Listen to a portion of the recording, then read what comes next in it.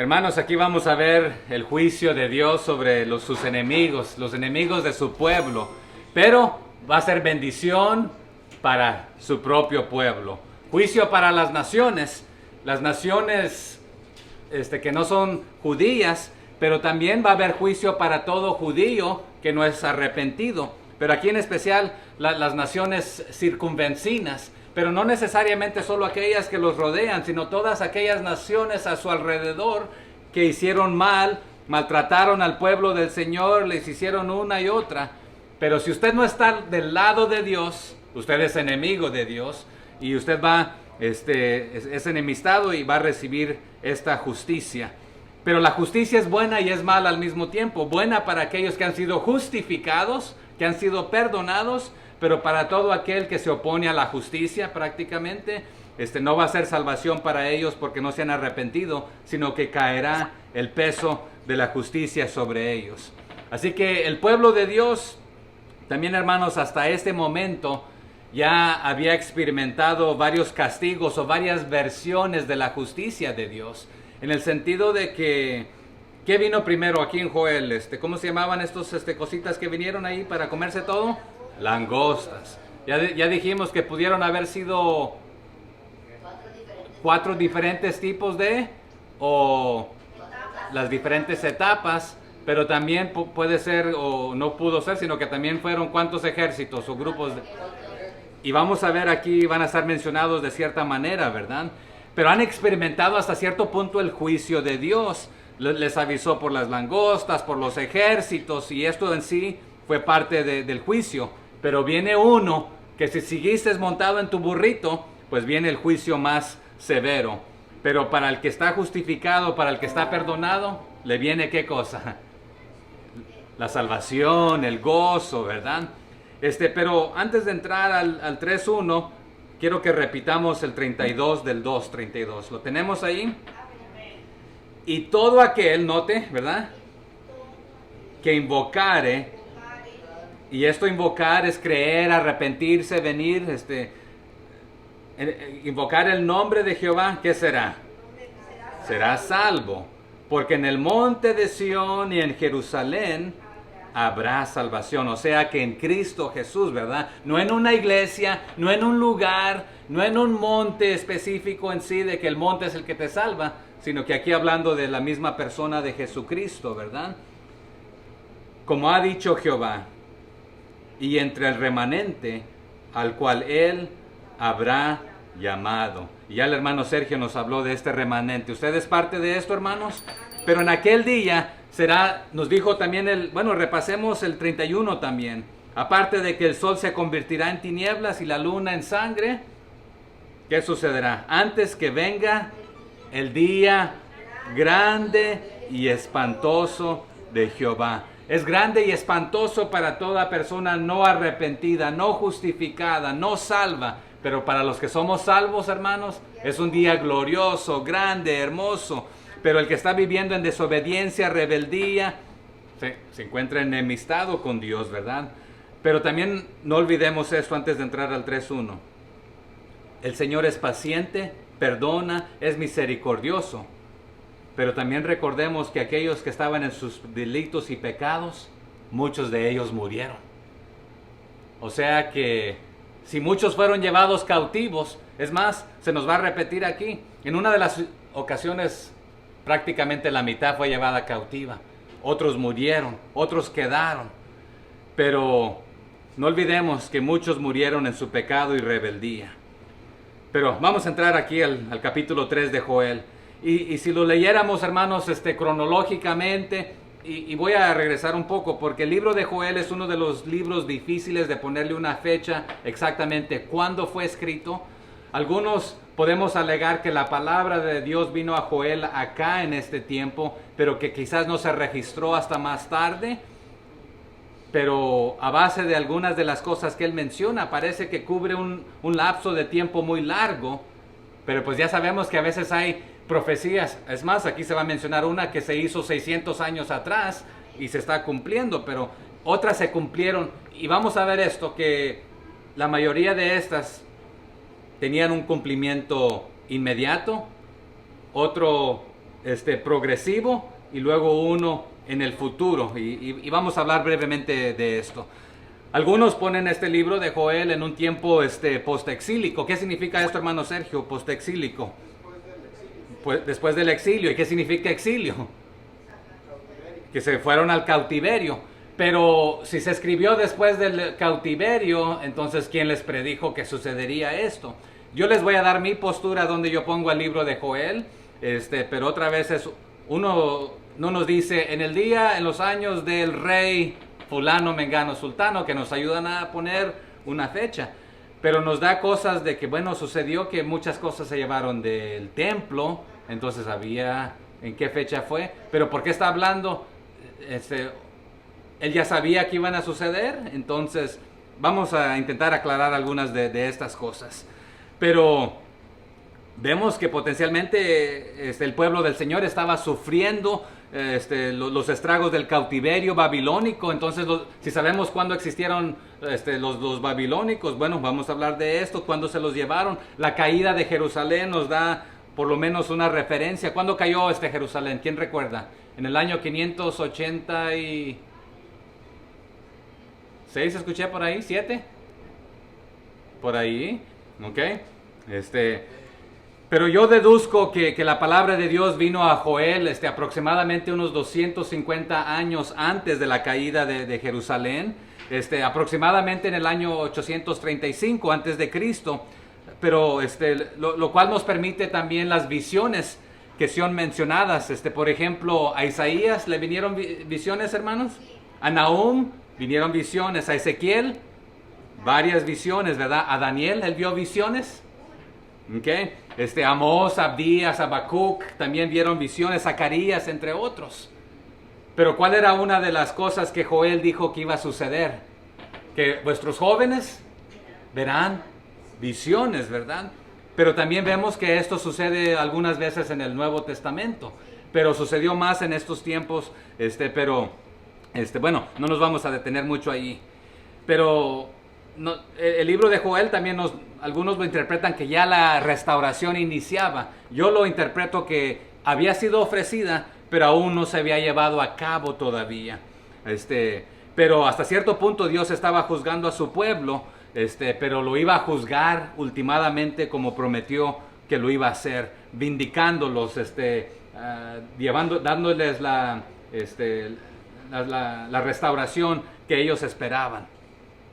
Pero aquí está un punto importante que no podemos pasar. Los judíos, lo único que ellos miraban es de que Dios nos va a regresar a nuestra patria.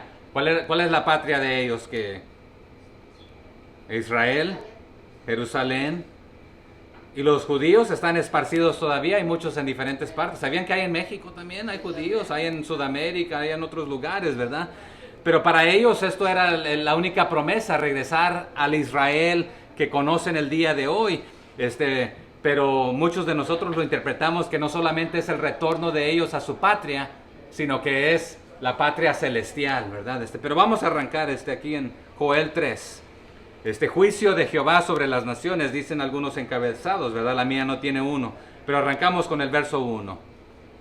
Ayúdenme, porque he aquí que en aquellos días... Esto en aquellos días está en el presente, pasado o futuro. En aquellos días, futuro. Y en aquel tiempo, futuro. En que haré. ¿En qué estado está esto? Futuro.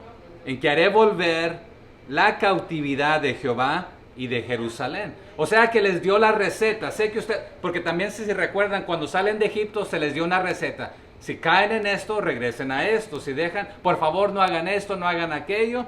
Pero también aquí, en aquellos días, mi promesa es esta, futura. En aquel tiempo futuro, haré futuro, volver la cautividad de Judá y de Jerusalén. Entonces, aquí entramos en un dilema, porque esta parte que dice en aquellos días, algunos la interpretan que habla del juicio, y otros la interpretan que habla de la salvación. Mi postura es que habla de ambas, porque es una y la misma cosa. O sea que en aquel día Él traerá justicia, pero cuando Él traiga justicia, otra vez el no arrepentido ¿qué le va a caer? El peso de la justicia. Pero el que ha sido justificado, ¿qué le vendrá? La salvación, ¿verdad? Pero usted va a encontrar que en la Biblia habla tres etapas de la salvación. Y a veces la podemos interpretar pasada, presente y futuro. Hemos hablado de esto. La pasada, cuando usted usted creyó en Jesucristo como su único y suficiente Salvador, ¿cómo le nombramos a esto? ¿Quién recuerda de los que toman apuntes? Justificación. El proceso, cuando usted ya es salvo, le nombramos santificación. Y cuando Él venga por nosotros y nos lleve, ¿cómo le nombramos? Glorificación. Entonces es una y la misma cosa, ya está garantizada la salvación. Usted ya es salvo, ha sido salvo, es salvo y será salvo. Entonces en aquellos días, cuando venga el juicio del Señor, bueno, para el no creyente va a ser justicia, pero para el creyente va a ser salvación, ¿verdad? Porque si regresáramos allí al 2:28, ¿qué dice? Y después de esto derramaré mi espíritu sobre toda carne y profetizarán vuestros hijos y vuestras hijas, vuestros ancianos soñarán sueños y vuestros jóvenes verán visiones. Y también sobre los siervos y sobre las siervas derramaré mi espíritu en aquellos días. Y daré prodigios en el cielo y en la tierra, sangre y fuego y columnas de humo. Entonces diríamos, ¿esto va a suceder solo una vez? Sino que ha sucedido y sucederá en este aspecto. Pero regresemos ahí al 3.1 donde estamos. Ahí menciona cautividad. ¿Quién me da la ayuda con la definición de cautividad? ¿Qué significa ser cautivo? Prisionero. ¿Qué dijo, hermano? Apresar. ¿Ok? Y la condición esta era ¿de quién? ¿De cuál pueblo? Del pueblo de Israel. Una pregunta, ¿era la primera vez que había estado cautivo? No. ¿Habían aprendido su lección? Y claro, no eran los mismos, pero era la misma descendencia, ¿verdad? Entonces significa estar prisionero, cautivo. También habían sido esparcidos por diferentes partes. Pero ¿qué es la promesa del Señor aquí en el 3.1? Haré futuro, ¿verdad? ¿Qué cosa? Haré volver la cautividad de Judá y de Jerusalén. Entonces, ¿qué significa esto? Haré tornar la cautividad, revolcarla, anularla, quitarla, eliminarla, reversarla. Pero otra vez, para los judíos, lo único que ellos podían ver es, el Señor nos va a retornar a nuestra patria celestial. Cuando los babilonios se los llevaron, ¿cuánto tiempo ahí se los tuvieron más o menos? 7 años, o 10 años, o 70 años, o cuánto. Se tardó. Pero el Señor no se tardó, ¿verdad? Sino que ellos ya les había dicho. Es más, se las había pintado. Si esto sucede, ustedes se van a ir por este tiempo. Pero para nosotros, el creyente, hermanos, para el pueblo del Señor era solamente regresar a su patria. Ese era el retornar, el regresar, el revocar, anular. Pero usted y yo estábamos en la misma condición. ¿Cómo? Cautivados. ¿Por quién? ¿Por qué? Por Satanás, por el pecado. Pero no solamente nos salva para que nos veamos bonitos y decir ya soy salvo. El pueblo del Señor decía ya nos liberó y nos mandó de regreso a Israel, a nuestra patria, a Judá o a donde hemos venido. Pero aquí habla más de la salvación también que nos está preparando este lugar. Pero algunos solamente lo aplican a eso, que el Señor va a regresar a todos los dispersados que han estado cautivos en diferentes lugares y van a regresar a su lugar. Pero nosotros, yo lo aplico a la iglesia también, al pueblo de Dios en su venida, que Él va a regresar por nosotros, nos va a llevar, Él es el camino y nos lleva a nuestra patria celestial. Así que Jehová trae justicia y salvación, también va a destruir el mal, lo va a acabar con el dolor, el sufrimiento, porque ¿qué nos dice? Que allá no habrá más, ¿qué cosa? Llanto, ni tristeza, ni dolor, ni sufrimiento, ¿verdad? Pero vamos a ver que esta profecía del 3.1 en adelante aquí, nuevamente tiene 3 cumplimientos. va a tener un cumplimiento inmediato, uno progresivo y uno final. Entonces, ¿cuándo será el final, hermanos? ¿Nadie sabe? Ninguno sabe. ¿Solamente quién? El Padre, ¿verdad? Pero tiene un cumplimiento, ¿cuándo? Inmediato, uno progresivo y uno final.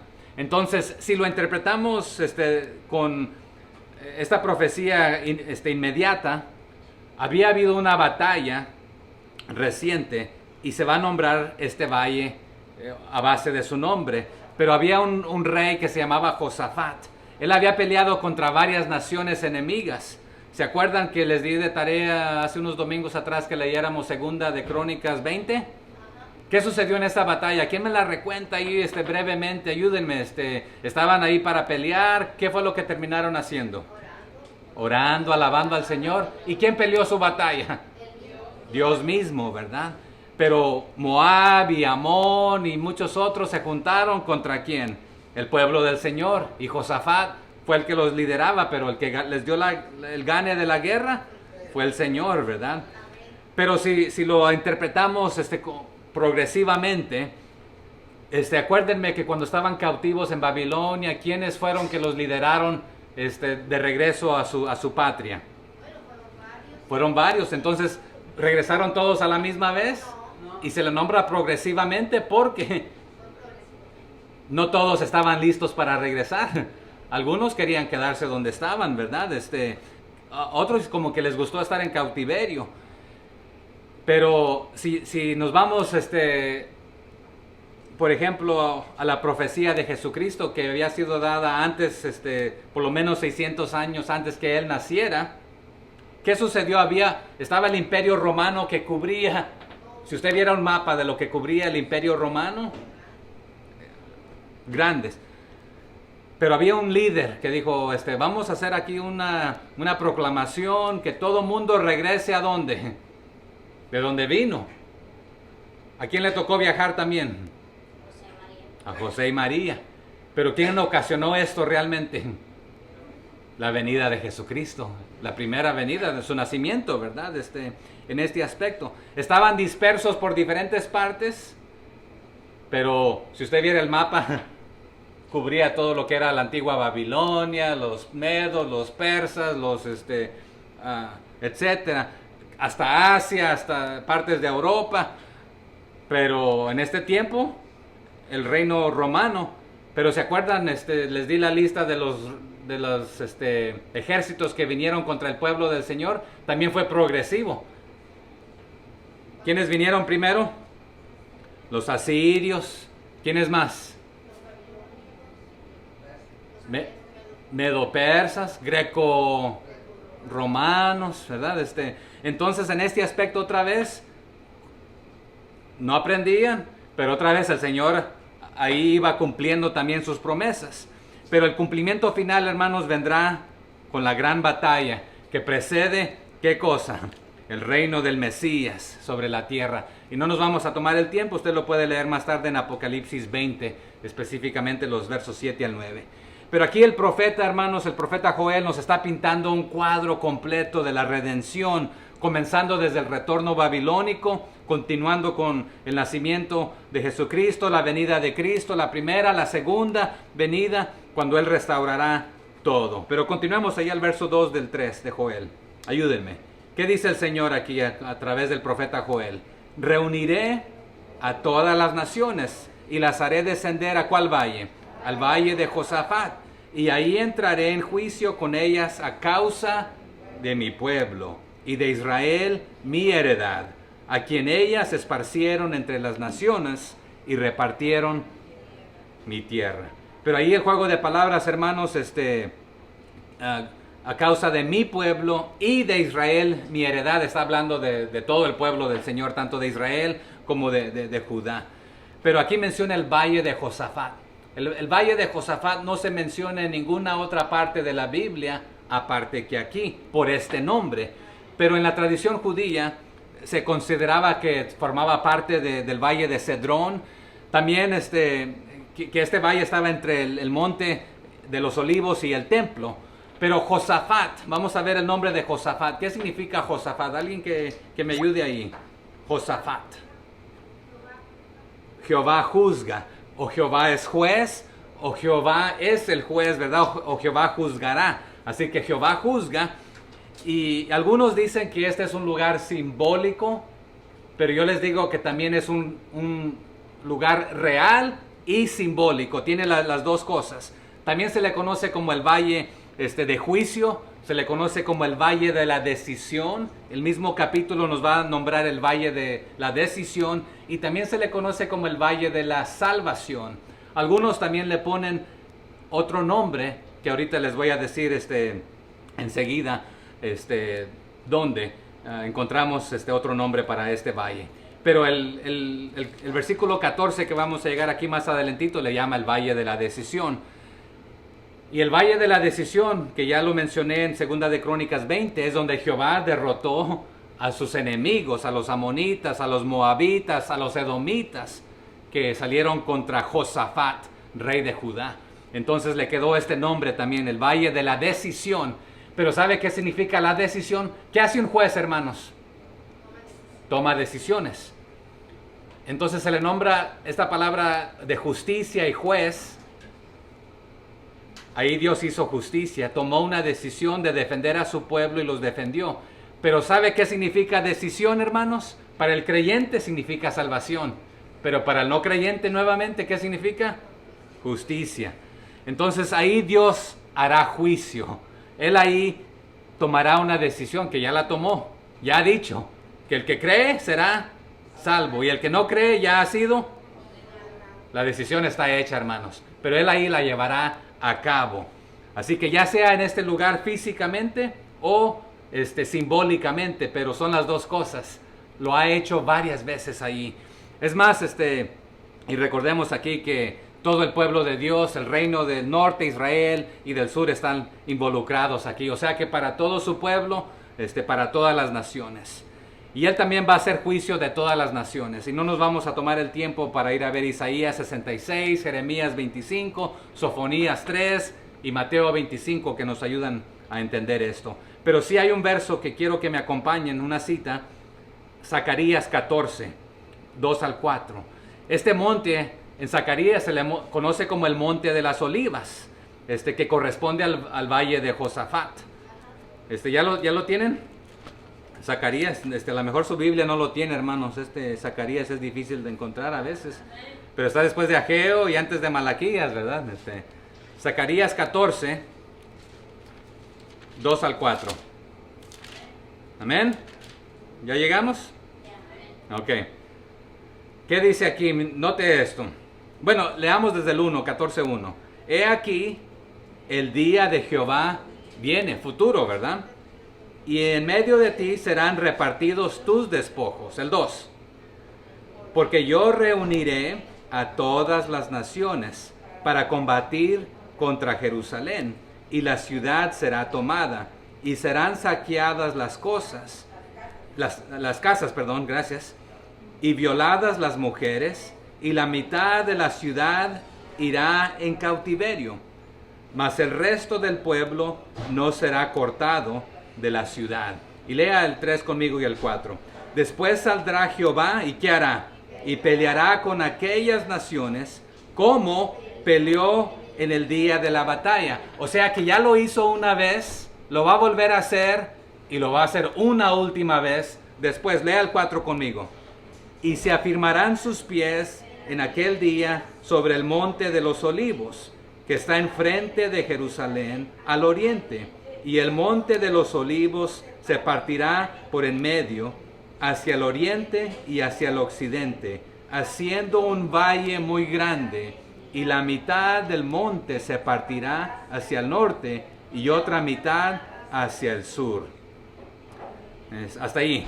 Entonces, ahí está un detalle, ¿verdad? Dice, ya lo he hecho antes aquí, pero lo voy a volver a hacer. Y lo voy a hacer una última vez. Pero si regresamos allá a Joel, hermanos, vamos a ver qué es lo que sucede. Bueno, regresemos entonces allá a Joel. ¿En qué verso quedamos? en el 2. Pero en el 2 estamos, ¿verdad? Pero sabía que en Hechos, capítulo 1, verso 11, cuando el Señor Jesús regresó al cielo, ¿de dónde regresó? ¿Dónde estaba Él parado? En el Monte de los Olivos. Y los ángeles que se mostraron ahí, en Hechos 1:11, les dice a ellos, este mismo Jesús, así como lo habéis visto descender de aquí, ir al cielo, así mismo regresará. Entonces, y si es ahí donde Él va a regresar, entonces es ahí donde Él va a hacer justicia, en el valle de la decisión.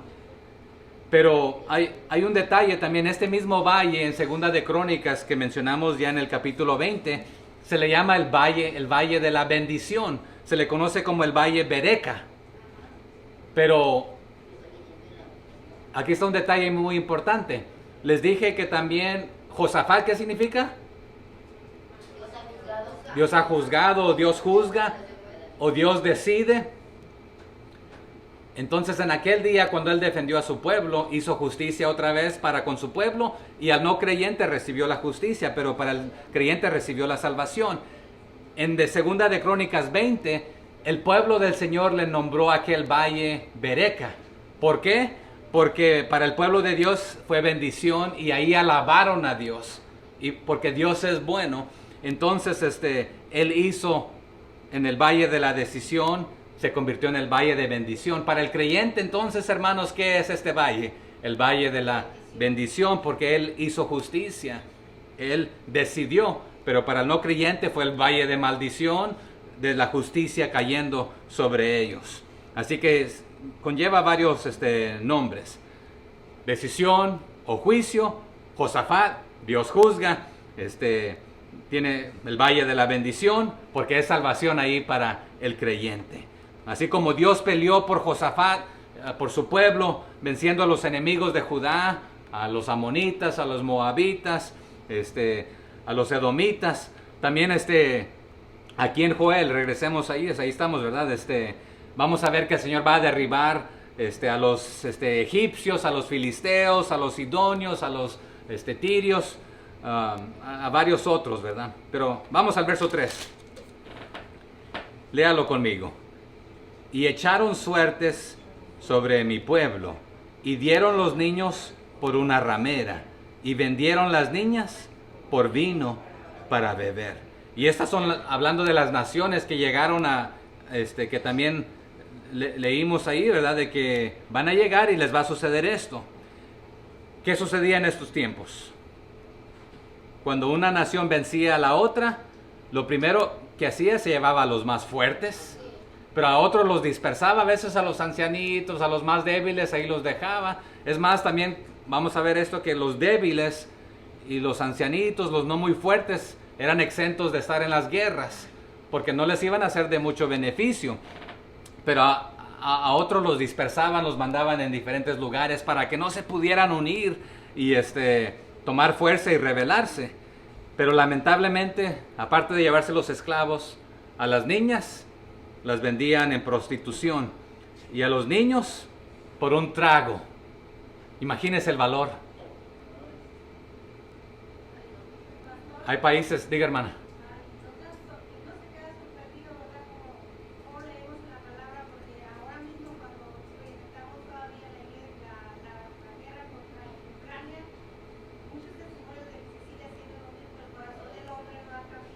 No ha cambiado.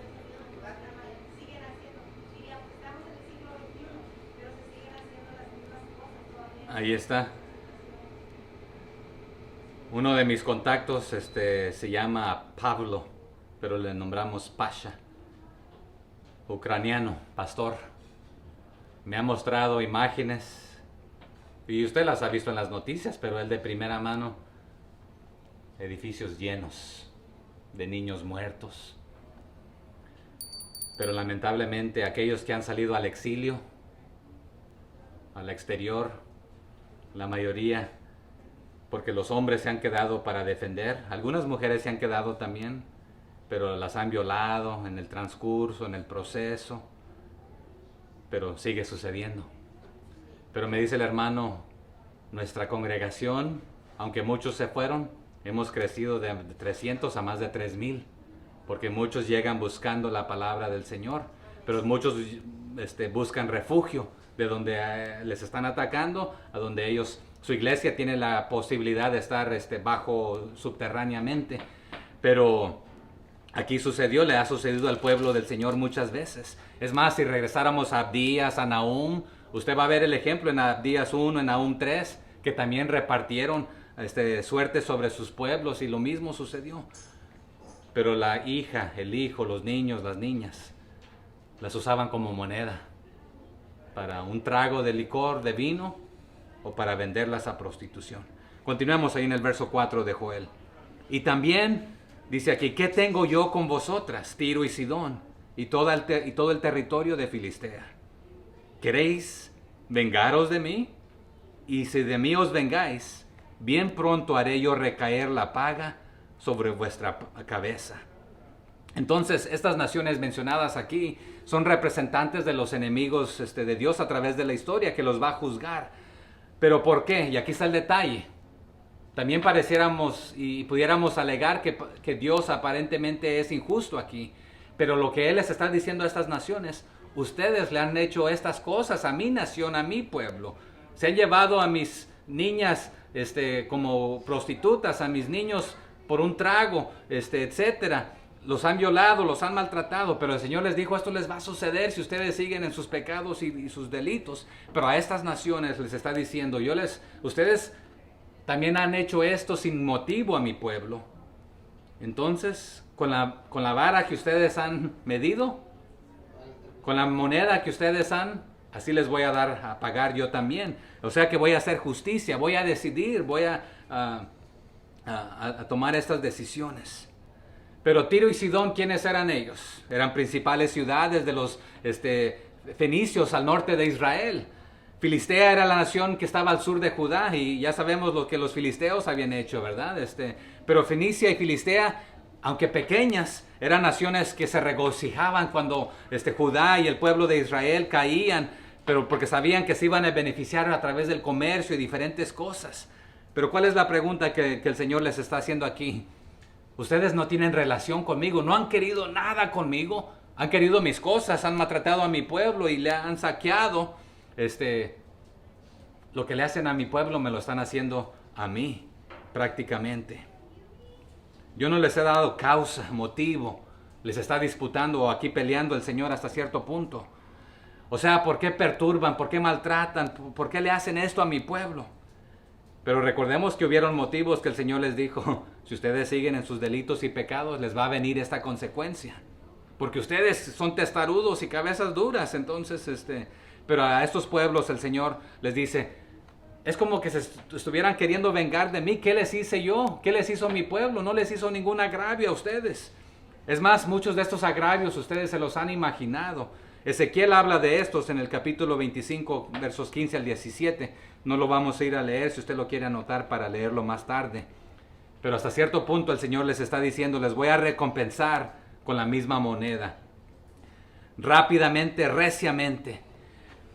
En otras palabras, vamos a invertir las mesas. Le vamos a dar vuelta a las mesas.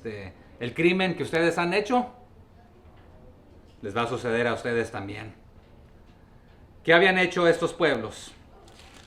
Saquearon el tesoro del templo, se lo llevaban como trofeo para sus dioses. Otra vez a los esclavos los deshumanizaron, los trataban como basura, como moneda. O sea que el valor era de un trago de vino o como una prostituta. Así han tratado a mi pueblo. Lamentablemente, pues sin motivo, yo les voy a regresar esta paga también. Pero hermanos, aquí hay un detalle. Sí, el Señor dice, voy a traer la retribución, pero otra vez para el judío simplemente era regresar, ser retornado, salir de la esclavitud. Pero para nosotros otra vez es la patria celestial.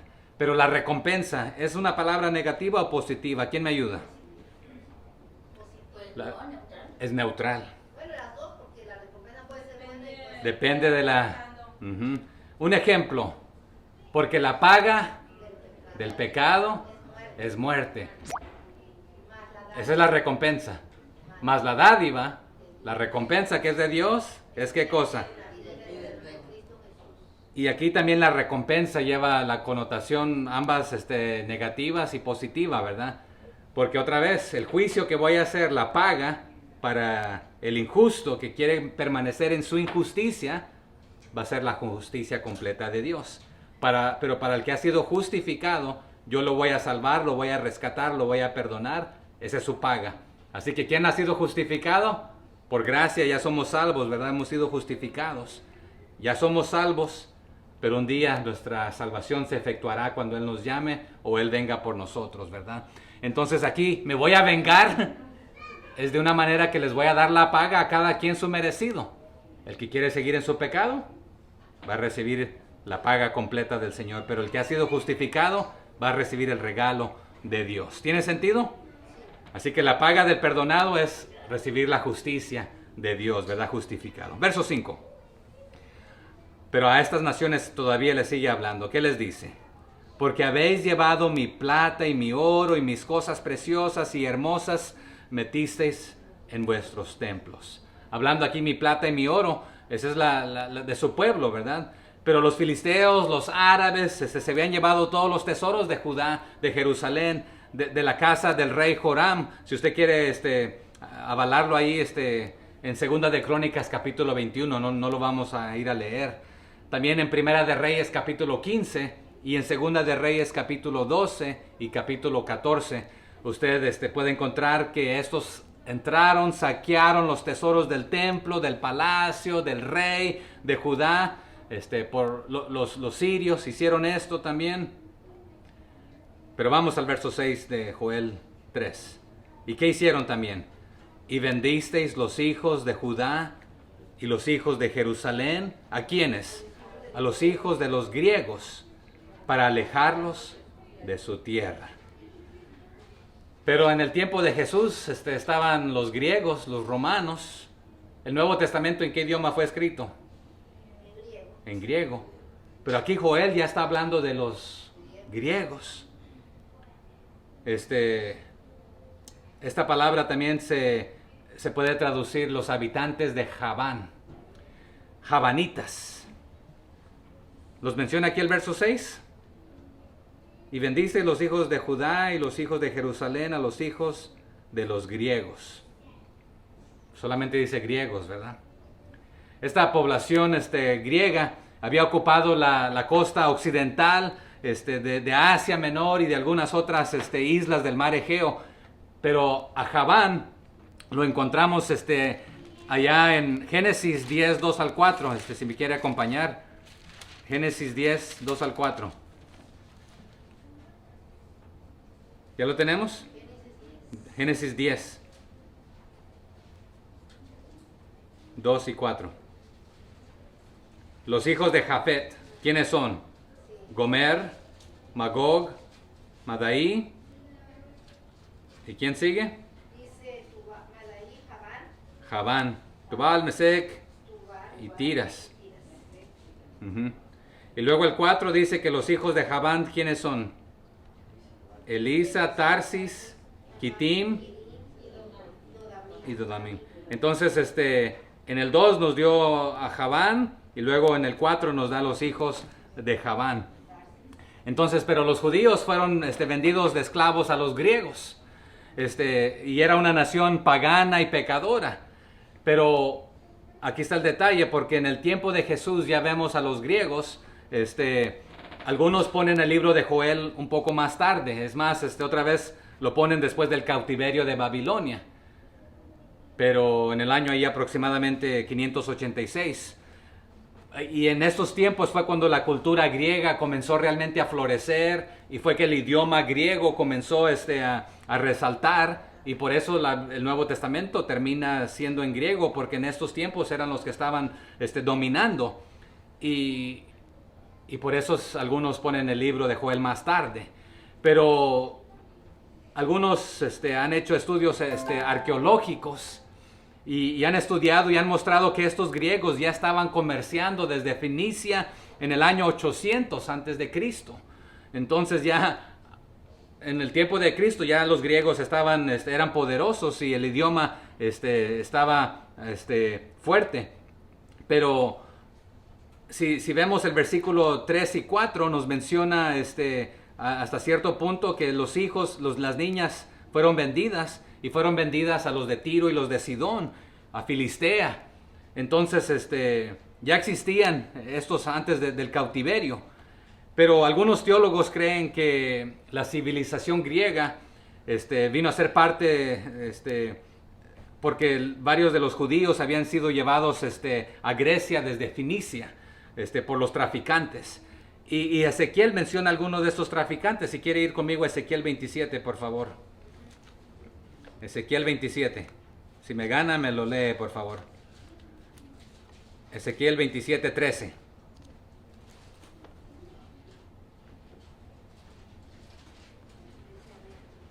¿No tiene la Biblia? Javán, Tubal y Mesec comerciaban también contigo. Ujú. Con hombres y con utensilios de bronce comerciaban en tus ferias. Ok. Entonces, ¿quién es? Javán. Javán. Mencionado allá en Génesis, ¿verdad? Entonces, pero ya eran comerciantes. Y el pueblo del Señor, ¿a quiénes fue vendido? A los comerciantes, ¿verdad? Y entonces no era algo nuevo que comenzó a suceder en los tiempos de Jesús. Entonces, pero regresamos a Joel capítulo 3, verso 7. ¿Qué dice aquí el Señor? He aquí, yo los levantaré del lugar donde los vendisteis, y volveré vuestra paga sobre vuestra cabeza. Entonces, ¿qué está diciendo el Señor aquí, Jehová? Ni el mar, ni la distancia, ni por haber sido vendidos en esclavitud y dispersados a diferentes lugares, me detendrá de yo regresar a mi pueblo, a su lugar natal, pero tampoco impedirá que yo me vengue de estos. ¿Han escuchado de un hombre que se llamaba Alejandro? Sí, hermano. ¿Qué idioma hablaba él? ¿En qué tiempos? ¿Qué idioma se hablaba en sus tiempos? El griego era griego. ¿Ya estaba? La historia nos cuenta que Alejandro y sus sucesores prácticamente restauraron en parte, progresivamente, la libertad de los judíos cautivos en Grecia. Y esto nos lo cuenta Josefo en las guerras judaicas. Entonces, si usted quiere las referencias de esto, se las puedo dar más tarde. Pero debido a que a los fenicios y los filisteos vendieron al pueblo de Dios como esclavos a los griegos, el Señor hará lo mismo con ellos. Y no nos vamos a tomar el tiempo. Si usted quiere estas citas, yo se las mando más tarde. Pero por lo menos hay más de una docena de citas donde el pueblo del Señor fue vendido a otras naciones. Y luego vemos que el Señor está dándoles la paga de regreso, lo prometido, cumpliendo. Pero otra vez pecaban, caían en cautiverio, el Señor los restauraba y los vengaba, pero volvían a caer. Pero si usted quiere anotar algunas, Isaías 11, Isaías 43, Isaías 49, Jeremías 23, Jeremías 30. Ok, se las mando más tarde entonces. Apocalipsis 13 también nos ayuda a entender esto, ¿verdad? Pero continuamos entonces. Joel 3:8, estamos, ¿verdad? ¿Y qué dice aquí Jehová? Dándoles la paga a ellos, ¿verdad? Porque ustedes hicieron esto con mi pueblo, se los vendieron a estos traficantes y ellos a otros, a los griegos. El 8, y venderé vuestros hijos y vuestras hijas a los hijos de Judá, y ellos los venderán a los sabeos, nación lejana, porque Jehová ha hablado. ¿Y quién eran los sabeos? Entonces, así como estas naciones agarraron a mi pueblo y los vendieron a los griegos, yo voy a agarrar a estos pueblos, se los voy a entregar a las manos de Judá, pero ellos los van a vender ¿a quiénes? A los sabeos.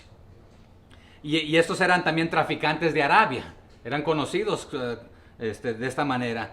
Pero esos son los descendientes de Sheba, que Génesis 17 nos menciona, no los vamos a ir a ver, pero en la misma lista que fuimos a ver, 3 versículos más tarde, se mencionan los descendientes de Sheba, que prácticamente son africanos. etíopes también, ¿y dónde está Etiopía? Etiopía, en África, ¿verdad? Es más, si quiere, vamos a ver un versículo, Isaías 45:14, son mencionados ahí. Pudiéramos ver otras citas, pero Isaías 45:14, ¿qué dice?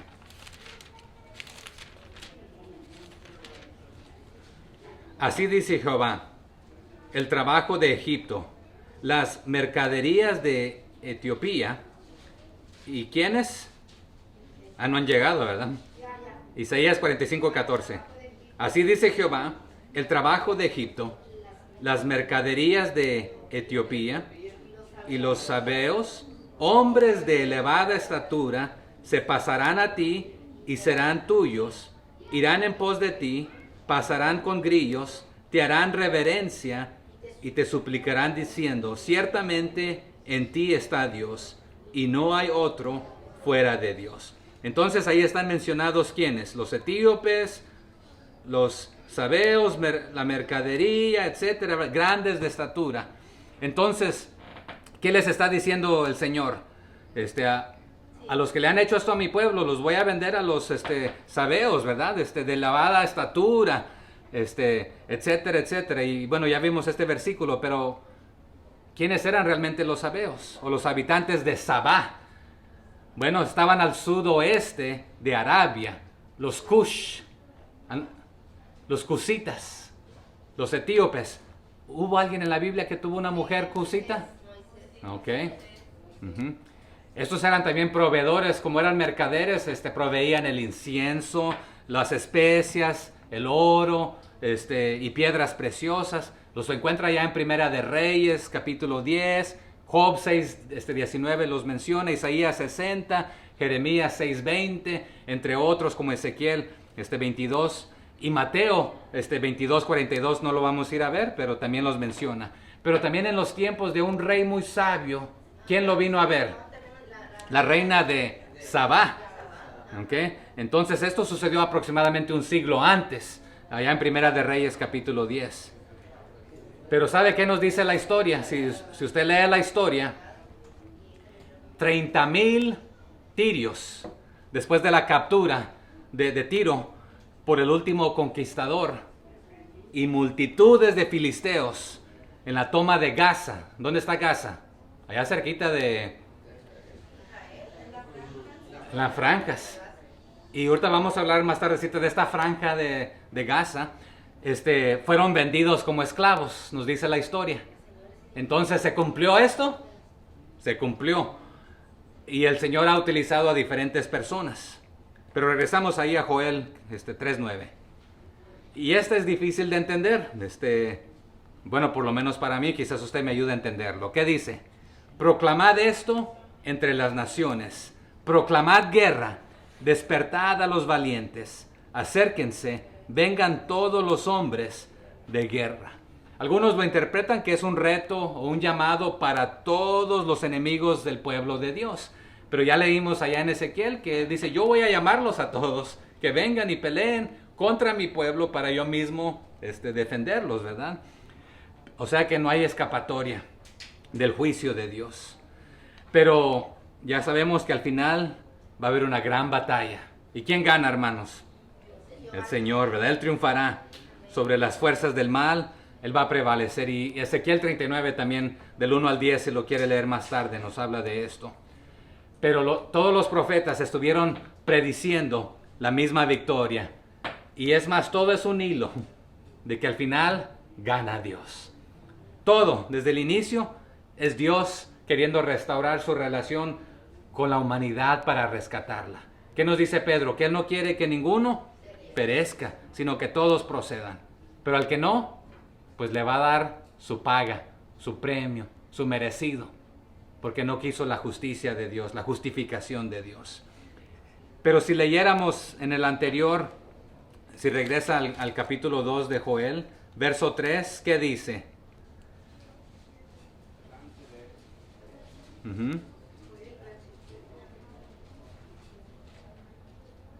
Bueno, en el 2 tocad trompeta y sonad alarma, ¿verdad? Pero acá en el 3:2, ¿qué dice? Reuniré ¿a quién? a todas las naciones. Y en el 9, ¿qué está diciendo? Proclamad entre las naciones, proclamad guerra. Entonces, está llamando a Judá a la guerra. Algunos lo interpretan de esta manera. Otros está llamando que a todas las naciones paganas, a las del 2:7, por lo que le hicieron a mi pueblo, vengan ustedes. Pero está difícil porque otra vez algunos lo interpretan que el llamado es a Judá, a su pueblo. Santifíquense para la guerra, porque yo voy a pelear su guerra. Pero ya vimos segunda de Crónicas 20, ¿verdad? ¿Qué tenían que hacer antes que el Señor peleara su guerra? Santificarse, adorar, venir, y etcétera. Pero en Primera de Samuel también encontramos varias de estas cosas, que cuando iba a haber una guerra, que ya las fuerzas enemigas le habían hecho una y otra cosa al pueblo del Señor, ellos tenían que santificarse, venir, prepararse, ponerse a cuentas con el Señor, porque el Señor iba a hacerse cargo de los enemigos. Entonces, había una receta que ellos tenían que hacer. Es más, hasta tenían que abstenerse de cosas inmundas, de lo sexual, consagrarse prácticamente. Pero Primera de Samuel 7 menciona esto, 21 también, capítulo 21 de Samuel, la abstinencia sexual en preparación para la guerra. También había situaciones que, en ciertos casos, que se tenía que llevar para la guerra, ya preparar, que unos llevaban cargando. El arca, que era motivo de que la presencia de Dios iba a estar ahí, ¿verdad? Entonces algunos lo interpretan de esta manera, que la invitación es a todos los valientes de Judá, pero la idea es de que va a haber guerra con todos. Pero el que está justificado, el que está perdonado, el que está del lado del Señor, va a ganar, ¿verdad? Pero el que no, pues el Señor como guerrero va a pelear por su pueblo, por nosotros, en aquel día también, a nuestro favor. Y pudiéramos ir a ver citas también, así como lo que sucedió con Josué y otros, ¿verdad? En capítulo 10. Pero continuemos aquí en Joel 10. ¿Qué les dice? Yo lo interpreto, por cierto, que es primordialmente aquí es a las naciones paganas, ¿verdad? Forjad espadas, ayúdenme, de vuestros asadones, lanzas de vuestros hoces. Diga el débil, fuerte soy. Pero otra vez por esta parte se malinterpreta, porque en el cristianismo, ¿qué decimos? Diga el débil, fuerte soy. Pero ¿cuál es la invitación? Hagan espadas de qué cosa? ¿Qué es un asadón? Son para arar la tierra, ¿verdad? Son instrumentos para arar la tierra. Lanzas de vuestras hoces. ¿Y qué son hoces? También. Pero si regresáramos a Isaías 2:4, ¿quieren ir a verlo o seguimos? Vamos a verlo entonces, ok. Pareciera ser que es todo lo contrario de lo que les está diciendo acá, pero hay una diferencia realmente. Isaías 2:4, si me gana, pues lo lee y luego lo... Engrandecí mis obras, edifiqué para mi casa, planté para mis viñas. No, 2:4, Isaías 2:4. Juzgará entre las naciones y reprenderá a muchos pueblos y volverá. Isaías 2:4. Isaías 2:4, ¿sí lees? ¿Es ese? Sí, hermano, es ese. Y juzgará entre las naciones y reprenderá a muchos pueblos y volverán sus espadas en red Ahí está, sí, sí. de arado y sus lanzas de noces. No alzará espada nación contra nación ni se adentrarán más para la guerra. Ok. Entonces, ¿cuál es parece que es lo contrario de lo que les está diciendo aquí? La verdadera paz. Y aquí está la diferencia, que en Isaías la invitación es todas las naciones, todo pueblo, toda lengua, toda tribu, deje las guerras, pero realmente venga a buscar la verdadera paz en Cristo Jesús. Pero aquí los está invitando, o sea que la lanza que convertiste o el asadón en lo que convertiste, retórnalo para que haya paz. Pero aquí estos instrumentos se les está invitando en Isaías que los transformen en instrumentos de trabajo, agrícolas, en lugar de instrumentos de guerra, armas de guerra. Pero aquí en Joel, estos mismos instrumentos, la invitación es tórnenlos en armas de guerra. Bueno, porque ya estoy cansado, ya estoy harto. les he tenido paciencia, pero les está diciendo a las naciones, ármense, ármense. Forjen las rejas de arado en espadas y sus hoces en lanzas, para que perezcan. Porque yo voy a hacer justicia, voy a tomar la decisión. He tomado la decisión que voy a hacer justicia, prácticamente. Entonces, pero todo el que se ha vuelto al Señor, ¿qué hará? Puede tornar sus rejas de arado de regreso, o sus espadas y sus en rejas de arejo, de arado, sus rejas. Vuelvan sus espadas en rejas de arado y sus lanzas regrésenlas a hoces prácticamente. Pero Oseas 2:18 y Miqueas 4:3 nos ayudan a entender este contexto también, pero queda la parte final ahí que dice, diga el débil o diga el flaco o fuerte soy. La versión de los 70 lo traduce de esta manera, que el tímido se convierta en un guerrero. Pero esto también se puede interpretar de dos maneras. Le está hablando al pueblo de Judá, del Señor, de Israel. Usted que tiene miedo, diga, con Dios todo lo puedo que me fortalece. O le está diciendo aún a ustedes, aquellas naciones que no han querido nada conmigo, se van a creer la mamacita de Tarzán que quieren hacerle daño a mi pueblo. Pues vengan ustedes también, quieren una paliza mía, pues vengan. También ustedes se van a atrever, pues vénganse aquí, nos vamos a poner al tú por tú y vamos a ver quién va a ganar. Yo lo interpreto de esta manera. El débil puede ser fuerte en Cristo y el que se cree la gran cosa no es nada en el Señor. Se puede interpretar de esta manera, hasta los débiles y enfermizos se van a creer tan fuertes que quieren participar en la destrucción del pueblo del Señor. Si usted mira alrededor, muchos han aprovechado este tiempo para atacar las iglesias, atacar al pueblo del Señor y muchas otras cosas. Pero recordemos otra vez que en estos tiempos, la edad y la habilidad, si estabas debilucho, enfermizo, eras exento de ir a las guerras. Pero aquí vengan todos, el que quiera. Pero yo lo interpreto a la luz del verso 11. Davidcito, ¿cómo era cuando se enfrentó a Goliat? Supuestamente débil, pero cuando el Señor está a tu lado, hermanos, eres fuerte. Pero Goliat, ¿quién se creía? La mamacita de Tarzán. Todavía no estaba Tarzán, ¿verdad? O quizás Tarzán fue antes que él, no sé. Pero en sus propias fuerzas se creía fuerte, pero realmente era débil, ¿verdad?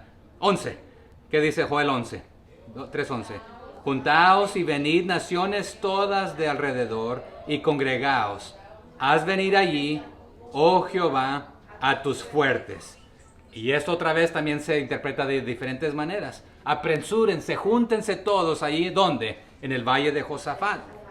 A tus fuertes. Aquellos que se creen grandes guerreros, o se puede interpretar, Señor, a tus verdaderos héroes y fuertes, a tus santos, a tu ejército, que con tu sola palabra tú puedes aniquilarlos, a los ejércitos celestiales.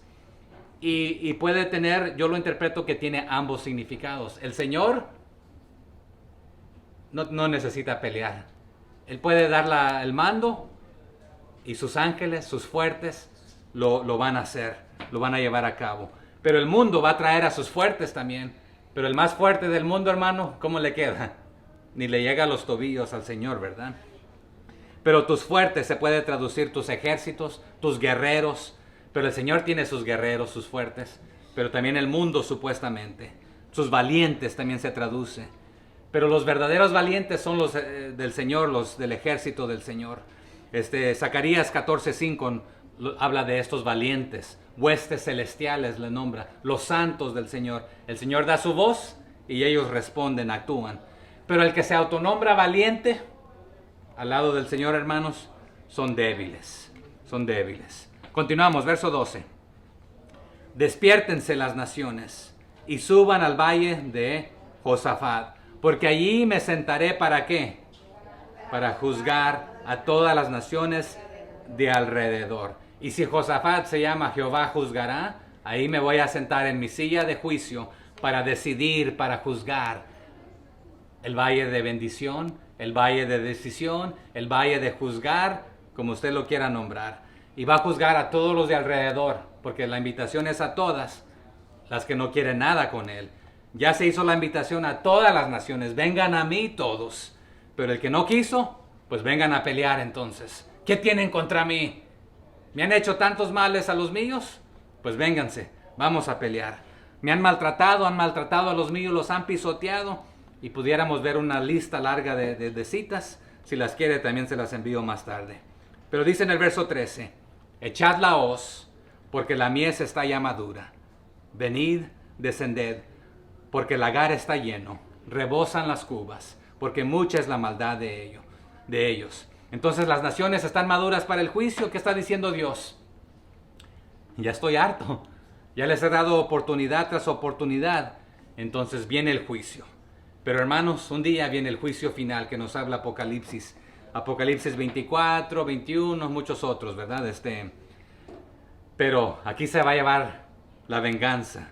El Señor va a ejecutar su ira, su juicio, la venganza, porque ya está harto el Señor.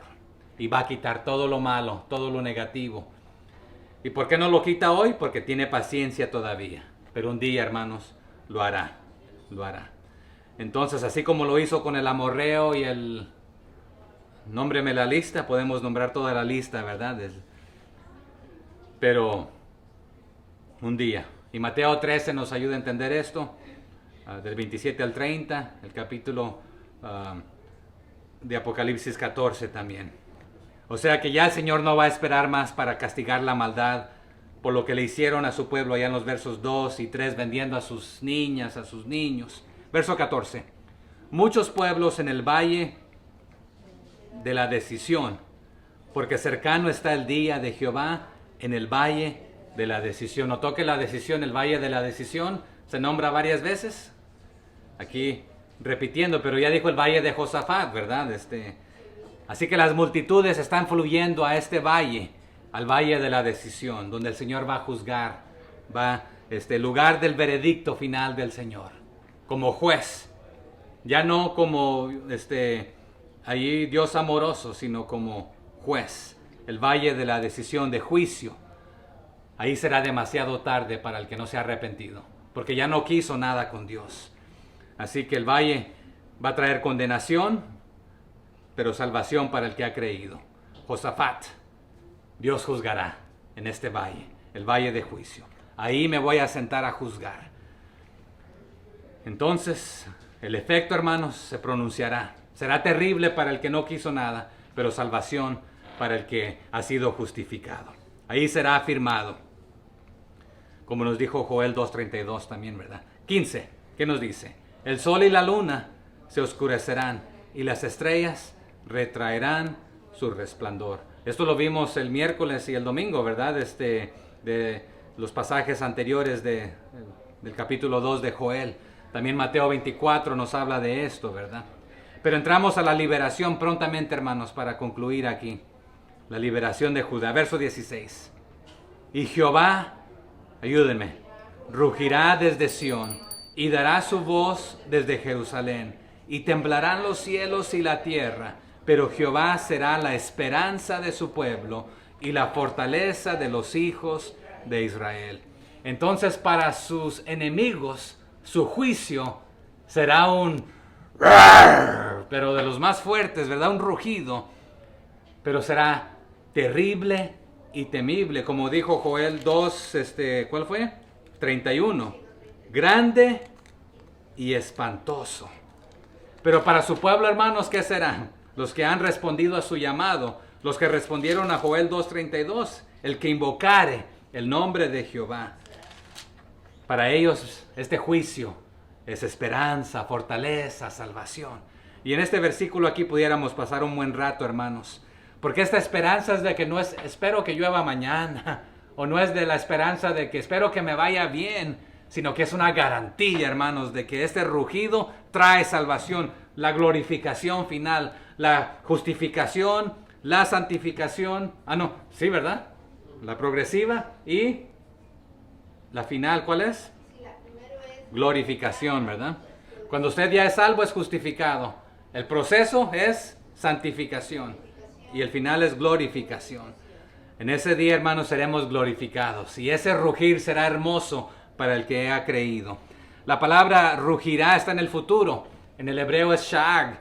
Y este verbo aparece 22 veces aquí. Y la mitad de las veces que aparece en la Biblia alude a un rugir de un león. Pero la otra mitad se relaciona a los hombres enojados que rugen. El salmista habla de esto. Y otros pasajes no los vamos a ir a ver por falta de tiempo. Pero la mayoría de los versículos restantes de este rugido que habla de una batalla normalmente conectado a esto. Amós 1:2 nos habla de esto, que también el Señor rugirá desde Sión. Este tronar, este rugir de la voz de Jehová. El salmista en el capítulo 18 y Habacuc 3 nos hablan de esto, pero prácticamente lo que está diciendo es de que la presencia del Señor, su rugir ahí, se va a manifestar abiertamente, que todos lo escuchen, todas las naciones, desde un lugar seguro y santo, su ciudad santa. Y no solamente su pueblo va a conocer que Él es el único y verdadero Dios, sino que ¿quiénes? Todas las naciones. ¿Y qué nos dice en el Nuevo Testamento? Que un día, ¿qué sucederá? Toda lengua confesará y toda rodilla se doblará. De todos, ¿verdad? Pero no nos detenemos ahí, continuamos. Verso 17. Y conoceréis, ¿qué dice? Que yo soy Jehová vuestro Dios, que habito ¿dónde? En Sión, mi santo monte. Y Jerusalén será santa, y extraños no pasarán más por ella. Pero el judío solamente lo traduce que es el lugar literal. Jerusalén, la ciudad santa, Sión. Pero yo lo interpreto que es la santa, la nueva, nuestra presencia con el Señor. Y otra vez para ellos era suficiente, pero para el creyente, hermanos, es lo futuro. Y Apocalipsis 21 nos ayuda a entender esto. Que ahí tampoco ningún extranjero, extraño, da a entender que el que no quiso nada con el Señor, nada inmundo puede entrar ahí. Porque recordemos que en Isaías la invitación era para todas las naciones, todos los extranjeros, todas las naciones vendrán. Pero ¿qué nos dice Apocalipsis 5:9 y 7:9? Que un día de todo pueblo, lengua, tribu y nación estaremos representados ahí, ¿verdad? Pero aquí también todo tribu, lengua, pueblo y nación sabrá que Él es Dios y que Él tiene la última palabra, el último rugir, la última decisión, su justicia. Su soberanía, hermanos, será máxima y será revelada finalmente sobre todos. No podemos predecir cuándo va a suceder esto. A mí me encantaría que suceda antes que mis hijas se casen. No, no sabemos cuándo, ¿verdad? Pero los niños, los jóvenes quieren que el Señor se espere antes que... Permíteme casarme, Señor, ¿verdad? Disfrutar, pero no sabemos cuándo. Muchos se han atrevido a ponerle fecha al Señor, a la venida del Señor.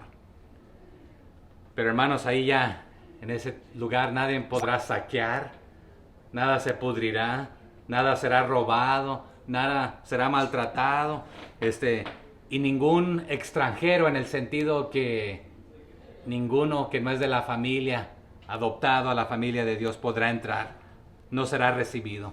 Todo aquel extranjero que vino buscándole es bienvenido, entrará, ¿verdad? Pero otra vez, todas las naciones subirán a Jerusalén, pero para adorar al Señor y no para destruir a su pueblo, porque allí, en esa nación nueva, no habrá más destrucción ni nada. Y Apocalipsis 21 nos ayuda a entenderlo, pero ya no tenemos tiempo para ir a verlo. Verso 18. Sucederá en aquel tiempo que los montes, ¿qué harán? Destilarán mosto y los collados fluirán leche, y por todos los arroyos de Judá correrán aguas, y saldrá una fuente de la casa de Jehová y regará el valle de Sitín. En aquel día, futuramente, ¿verdad? Pero otra vez, todos los profetas apuntaban a ese día, al día del juicio y lo que el Señor va a hacer. Pero ¿de dónde nacen todas estas fuentes y esta abundancia, hermanos? De Dios mismo. Él es la mera fuente, su presencia. Todos estos arroyos. Él es el agua de vida. Él es el pan. Él es, ¿qué más? nuestro todo. nuestra fuente de amor. Ujú. Cristo es todo esto.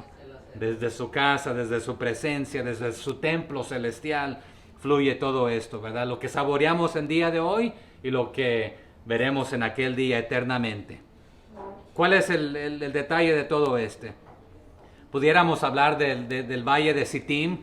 Algunos intérpretes lo ponen en el más allá del mismo valle de Cedrón, la extensión de esto. Pero otros lo ponen hasta allá, hasta Moab. Otros lo ponen allá hasta la frontera. ¿Cuál fue la frontera que mencionó esa hermana? Yes. De Gaza. Pero esta es la idea. Otros lo ponen ahí al lado del Jordán, al norte del Mar Muerto, este valle de Sittim. Pero ¿qué es lo que nos está pintando aquí esto? Que en la presencia del Señor, hermanos, todo será hermoso. Todo será bonito. Similar como la belleza del original huerto del Edén. El agua que da vida es Jesucristo. O sea que no vamos a tener necesidad de nada. Aquí, sí, el cuadro que pinta que los borregos, que las ovejas van a estar comiendo y va a haber abundancia de leche por ese motivo. Los rebaños, las manadas van a abundar. Ricos pastos. Pero nuestro pastor, hermanos, no vamos a tener necesidad porque Él es nuestro pastor, ¿verdad?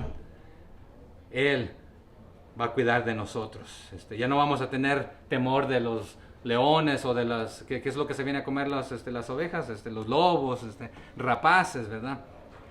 Pero Sittim significa acacias, árboles que crecen solamente en las regiones áridas. En otras palabras, hasta en los desiertos va a haber abundancia, por decirlo de esta manera.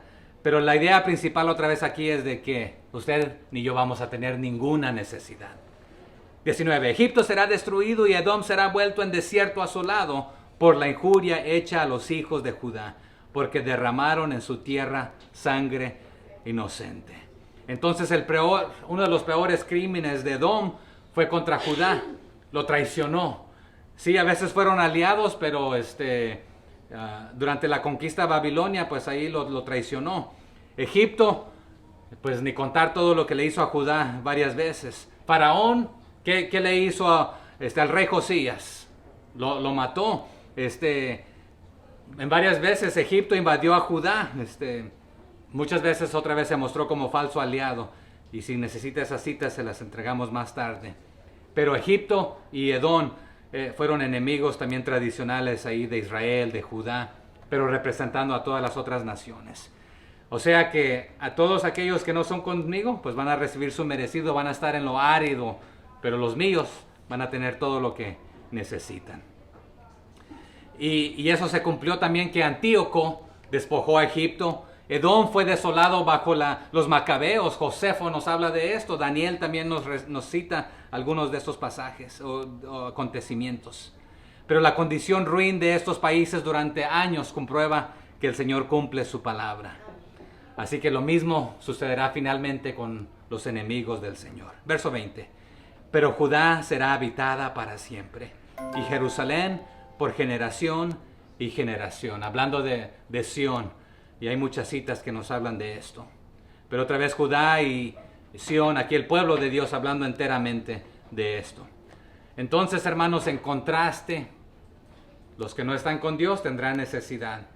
Ahí será el lloro y el crujir de dientes. Pero los que estamos con el Señor no tendremos ninguna necesidad. Y el último versículo que dice: y limpiaré la sangre de los que no había limpiado, y Jehová morará en Sión. Ya lo he hecho una vez, y otra vez, y otra vez, y otra vez, progresivamente con diferentes enemigos del pueblo del Señor.